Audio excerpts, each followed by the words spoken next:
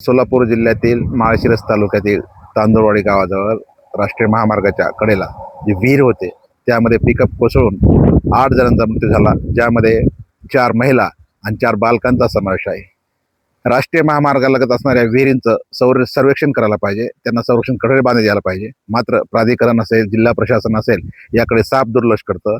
3 April रोजी नाशिक जिल्ह्यातील दिंडोरी या ठिकाणी अशीच घटना घडली होती आणि त्या ठिकाणी विहिरीमध्ये गाडी कोसळून 9 जणांचा मृत्यू झाला होता, ज्यामध्ये 7 बालकांचा समावेश होता. मात्र अशा वारंवार घटना घडून सुद्धा प्रशासन प्राधिकरण याकडे लक्ष देत नाही.